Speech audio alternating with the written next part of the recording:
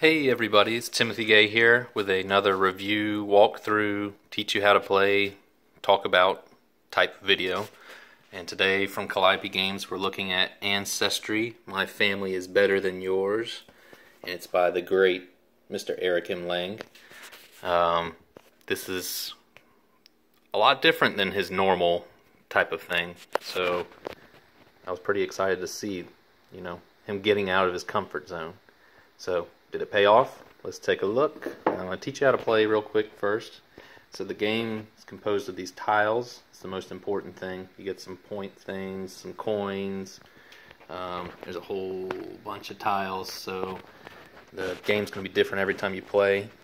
It plays 2 to 6 players, so every player is going to get one of these little trackers in front of them that shows 5 different families. And then we're going to play over 3 different rounds, 1, 2, 3. Then there's this nice little chart down here that tells you how many points you'll get, bonus points at the end for each marriage, and a place for your coins. So what are we trying to do in this game? We're trying to build a family tree, and like the box said, that is better than everyone else's at the table. And we do that by drafting these tiles and then laying them out in a way that's going to maximize our points in front of us. Each round we're going to be dealt 6 tiles. We pick one, everybody at the same time, and then pass whatever ones you didn't pick to the left, and then the right in the second round, and then the left again, until you have 5 tiles in front of you for that round. So grand total, you're going to have 15 tiles in front of you at the end of the game. And there's certain ways that you can lay them out, and I'm going to just kind of give you a little quick teach on how you can lay out. So let's just say this is the first tile I picked, and then we go, this would be my second one maybe. Now you look and you see these leaves, you see hearts. This little symbol here is for those that are colorblind, help them with the color, because just the type of person doesn't really help distinguish too much. The art's great, by the way. Really different looking. One way you can connect, say this is your second one, the one way you can connect is by attaching a leaf to a leaf like that. You can do like this. That's okay if it doesn't connect there, as long as you have one connection. You can go on top here. And then let's say later on for number 3 we drafted this guy. Well, this guy has a few more options. You can put him here. Like we said before, you can throw them up on top up here. Or we can go and say these guys got married. And so what we're doing is building a family tree this way through the generations, and then also marriages that connect throughout.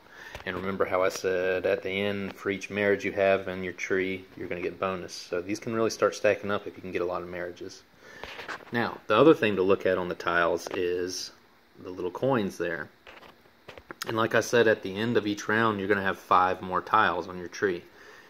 At the end of each round, every little token that shows a coin on it, you're going to get a coin. And each coin is worth a point at the end of the game. So if we were at the end of the game now, and we'd had this 3 guys, for example, for all 3 rounds, well, that gives 6 points. So these guys keep generating points. So the coins are something to watch for. And then you got these beefy guys here with 2 coins on them. So you can really start loading up a lot of coins and points. So this guy pays for himself, gets you 6 points if you drafted him in the first round.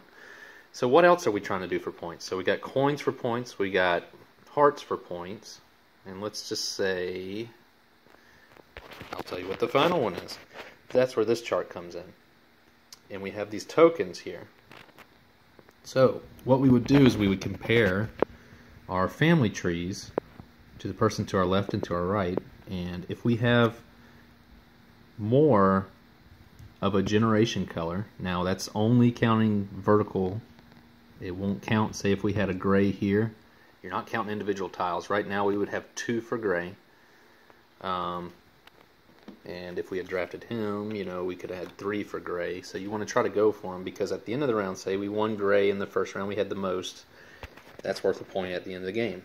If you're playing 2-player, you'd get 2 of these tokens, because that would make it a little more important, because, it tries to balance the scoring path. So there's 3 paths to try to score some points, which is really cool because the game's so simple, yet you can really do completely different things than the person that you're playing against. Say you don't want to let people run away with these generations, because if they're going crazy on gray, you let them get too far, they're going to get 3 points for that, if they want it there. Look at that. 6 points at the end of the game. Most scoring is not huge in this game. The points aren't flying left and right. So a lot of times you're going to have to hate draft. Hate drafting is huge in this game, and that's probably what I like the most because I love hate drafting. So that's kind of how you can connect them. What you would do just for how do you get these tiles. We're all dealt, like I said, 6 tiles each round. We look at them. We go, I want this one. We put it face down. Everybody would do that at the same time. And whichever ones we don't want, we pass to the left for round 1, right for round 2. So it's kind of, you can't be super mean to one person the whole game.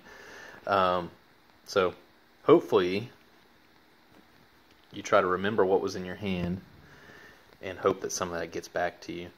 Of course, with the higher player counts, you won't, most likely, so you got to plan and choose wisely what you were dealt. So we would all flip over the tile at the same time. We go, oh, he's going for gray too. Uh-oh, guess we're competing for that kind of thing. So another thing I like about this game is that there's no text.